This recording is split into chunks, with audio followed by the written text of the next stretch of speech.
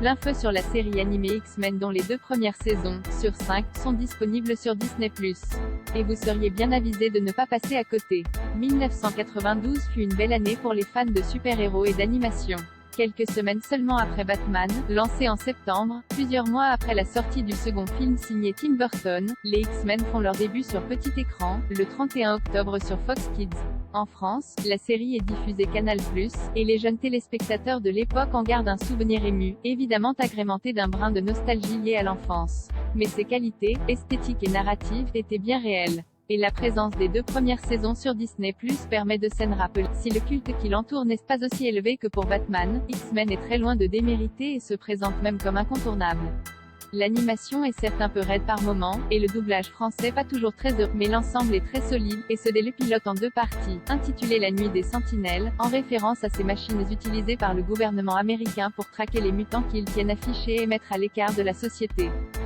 D'entrée de jeu, le show donne le ton et montre que, malgré sa nature animée, il ne compte pas se transformer en quelque chose d'enfantin et simpliste, mais bien rester fidèle aux comic books de Stan Lee et Jack Kirby, en faisant de ces personnages des anti-héros, des opprimés. À l'époque de leur naissance, en 1963, les X-Men servaient de métaphore au mouvement des droits civiques, qui luttait pour que les Afro-Américains aient les mêmes droits que le reste de la population, avec pour leader Martin Luther King ou Malcolm X, dont le professeur Xavier et Magneto sont devenus le pendant sur papier. Lorsque la série débute, en 1992, le propos est toujours d'actualité et il a notamment été symbolisé par les émeutes qui ont secoué Los Angeles entre le 29 avril et le 4 mai, suite à l'acquittement des 4 policiers blancs qui avaient passé à tabac Rodney King, automobiliste noir qui l'avait interpellé. Et cela ne change pas aujourd'hui, avec les récentes manifestations qui ont eu lieu dans le monde autour du mouvement Black Lives Matter. Cet aspect politique et social pourra échapper aux plus jeunes, qui pourront également être impressionnés par quelques passages violents où la mort, même hors champ, est présent, mais ils se raccrocheront à d'autres qualités. Et notamment ce générique de début, qui reste en tête. Parmi les principales qualités de la série, il y a sa narration feuilletonnante. Chaque épisode possède bien sûr ses propres enjeux, mais ceux-ci s'inscrivent dans une trame plus globale et suivie, encore en phase avec la façon dont l'écriture sérielle a évolué ces dernières années. Cela permet aux scénaristes de développer de vrais arcs, et ils ne se privent pas pour piocher dans les comic books et adapter certaines de ses plus célèbres histoires.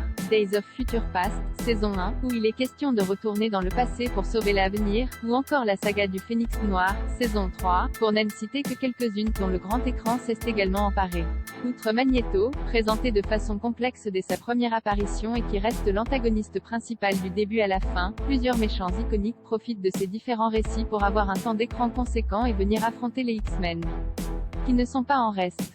Aussi bien destinée aux fans qu'aux néophytes, la série utilise une méthode classique mais efficace pour nous présenter les héros, en s'appuyant nous un nouveau venu, qui découvre les protagonistes en même temps que nous, ou plutôt une nouvelle venue, la jeune Jubilee, prise en chasse par des sentinelles lorsque ses parents, effrayés par ses pouvoirs, la signalent, et secourue par les X-Men qu'elle croise dans un centre commercial. Le show en profite pour mettre en parallèle les mutations avec les changements liés à l'adolescence, comme dans les comic books, et c'est à travers ses yeux que nous faisons connaissance avec Wolverine, ou Serval dans la VF, Cyclope, Malicia, Tornade, Gambit, Jean Grey, le Fauve et leur leader le professeur Xavier. En l'espace de quelques scènes, les caractères de chacun sont bien définis, quitte à frôler l'archétype, au même titre que leurs relations.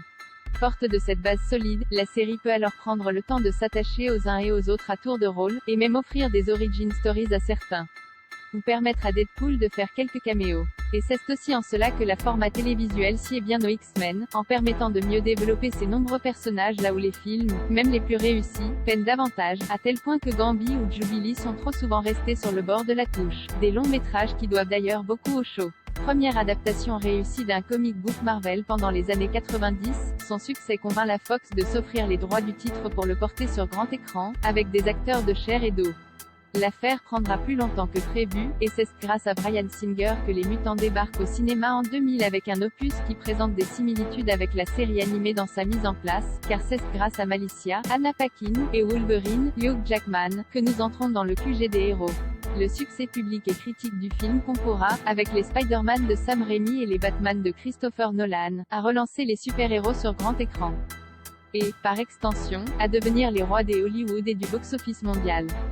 Il convient donc de ne pas oublier le rôle important qu'a joué, mine de rien, cette série animée, à la fois solide en tant que telle, et fidèle à son modèle, allant jusqu'à reprendre l'esthétique des comic books, alors dessinée par Jim Lee depuis le début des années 90 pour le look des personnages.